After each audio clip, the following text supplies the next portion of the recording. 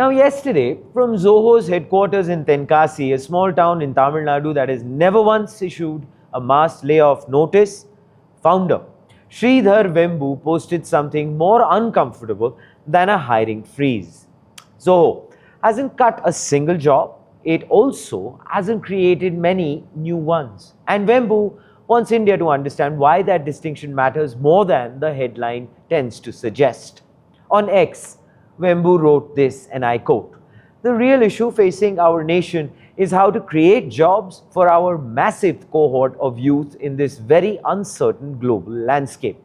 Sadly, the IT industry, including Zoho, have not created many jobs in recent years. We have not laid off people, but we are not creating new jobs." End quote. Now, he pointed to a very specific cause, which is enterprise customers reallocating IT budgets toward AI and rising data center costs driven by higher server and memory prices. Vembu raised a question few in Indian IT are asking publicly. AI lets developers write software faster. Yes, for sure it does. But does the global software market actually need significantly more software? He compared the industry to any mature commodity market where growth slows and competition shifts to quality, reliability, and brand rather than volume. Now, if that's correct, faster code production doesn't really translate into more jobs. It translates into fewer people producing the same output. Now, Vembu went further than most public commentary on this entire aspect. He asked, which sector could absorb workers if IT hiring slows down? And answered his own question. Manufacturing, he said, is actually no refuge either, because extensive automation means large-scale production now creates comparatively fewer jobs. He called automation economically beneficial, for sure, making goods cheaper.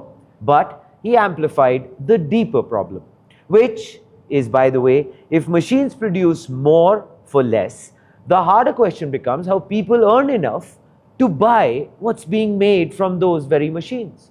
Now, Vembu was on record a public AI skeptic, telling interviewers AI was, well, largely hype that would settle down within a year or two. That was his position before this week. It isn't anymore. Now, when the person who spent recent years talking down AI's disruptive power starts warning publicly about its effect on national employment, the shift in his own language carries as much weight as the warning itself. Now, Zoho isn't a venture-funded company burning investor cash on aggressive headcount, and it isn't a public company under pressure to show quarterly efficiency through layoffs. Now, the way TCS was in April, when it actually cut roughly 12,200 jobs. Yeah, Zoho is privately held, profitable, headquartered deliberately in rural Tamil Nadu, specifically to create jobs outside of Bengaluru. It is by design the company least likely to treat headcount as a lever to pull.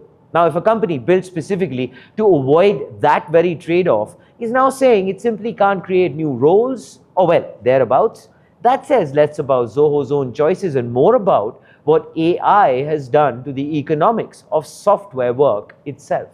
Now, barely a week before Vembu's post, Tata Sons chief N. Chandrasekaran told shareholders in the fiscal year 26 annual report that fears of software companies, and I quote, being left behind, end quote, by AI have not been our experience, in his own words.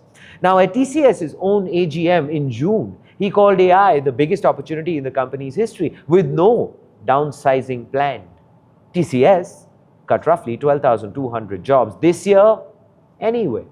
And here, of course, is the front page take.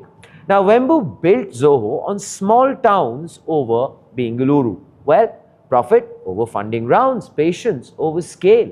That's precisely why yesterday's post carries more weight than another CEO warning about disruption. Chandrasekaran, 6 days earlier, told shareholders the opposite, that software won't be left behind, even as his own company cut 12,200 jobs approximately the same very year.